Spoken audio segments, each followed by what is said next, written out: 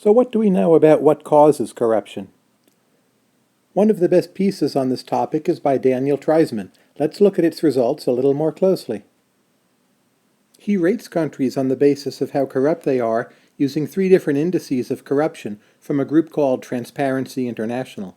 Most researchers regard these indices as actually pretty accurate. He then looks to see which features of a country are positively correlated with the country having a high rating for corruption. We'll look at the different hypotheses in this paper, noting of course that hypothesis doesn't mean it's true, it's simply something we're going to investigate. For instance, how much does having a common law system matter? Actually, it turns out this result is unclear.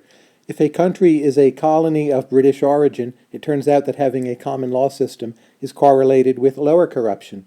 But if the country was not previously a British colony, having a common law system is correlated with higher corruption. So on net, the effect of having a common law system is quite unclear. One of the most significant variables for explaining low levels of corruption is having had the heritage of being a British colony. This holds up even if we adjust for greater openness to trade or democracy or religious tradition. It seems that the former British colonies somehow had instilled in them greater protections against official abuse. There are 2 striking things about this correlation. First, in the former British colony, people are especially likely to have confidence in the quality of judges, more than they have confidence in the quality of politicians. Second is that, from a poll of businessmen, they're more likely to have confidence that the legal system will be enforced fairly. So if we try to think about which features of having been a British colony are the ones that are important, maybe it's not about electoral politics, but it's somehow the quality of the judiciary and its fairness. Countries with a Protestant religious tradition also are less corrupt on average. Why might this be? We really don't know. One interpretation is that Protestantism may allow for a greater tolerance for challenges to authority. The second possibility is the stress of Protestantism on casting out the wicked. Some say that Protestantism allows for greater focus on the individual rather than the family, and this leads to less corruption. Finally, it's been suggested that Protestant societies tend to have greater separation of church and state, and that may be another factor. But the data don't themselves allow us to judge on these issues. Democratic countries also tend to be less corrupt, but there's something very interesting in the data here. Simply having democracy now doesn't make the country less corrupt. The democracies which are less corrupt are those which have had uninterrupted democracy for 40 years or more. So actually it's the distant past which matters. It's the traditions which are fostered by having long periods of democratic rule. You cannot create all the benefits of a democracy overnight. The wealthier and more literate countries are also less corrupt, and this is indeed a very strong effect. For instance, Treisman in the paper notes that a tenfold increase in the 1990 per capita GDP, to go from, say, that of El Salvador to that of Canada, would lead to a drop in the corruption rating of between 4.16 and 4.76 points. That would bring El Salvador up to somewhere about to the level of Hong Kong or Ireland in terms of having a low level of corruption. Wealth here really matters.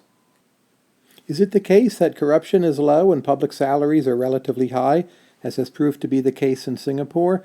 Well, in this data set, it turns out we simply can't tell. We'll be returning to this question later in another unit. What about political instability? Well, that actually doesn't turn up as being significant in any of these statistical regressions. So on that, in this paper, Treisman remains agnostic. What about government intervention in the economy? Does that cause more corruption? Well, on this again, the author isn't sure. He found that in his 1996 data, there was a connection between government intervention and corruption, but when he looked at the 1997 and 1998 data sets, it turned out there wasn't a connection. So on this, as with political instability, he remains agnostic. What about openness to trade? Well, when exposure to imports is high, corruption is somewhat lower, but this is actually quite a small effect quantitatively. How about lots of natural resources? Do they tend to make a country more corrupt? This is again a case where it's hard to say. When we look at data from the 1980s, it appears there is a relationship. But when we look at data from the 1990s, it appears that relationship has gone away. This is yet another case where some agnosticism is in order. How about ethnic division, or what is sometimes called ethno-linguistic fragmentation? Well, it turns out that this doesn't seem to predict corruption. Once we adjust for the wealth of an economy it turns out that ethnic division doesn't matter for explaining corruption. Corruption is correlated with having a federal structure, much as the United States does. Why might this be? We're not sure, but it could be that in a very decentralized society, there are all different levels of officials who can get in your way or stop something, and maybe that makes it more likely that you'll need to bribe one of them. So overall, what are the most robust variables for predicting corruption? They turn out to be British heritage, Protestant tradition, economic growth, having a federal structure, uninterrupted democracy for 40 years or more, and openness to imports. These variables together actually can account for more than 89% of the variation in the Transparency International indices of corruption. That's actually a somewhat impressive result. You might also wonder which are the countries which are more corrupt or less corrupt than the model predicts. Well, if we look to the 1980s, the countries which turn out to be more corrupt than their underlying variables would predict, those are Thailand, Mexico, Egypt, Indonesia, Haiti, and Zaire. In the 1990s, the list changes. It's Italy, Belgium, and, sorry to say, my country, the United States.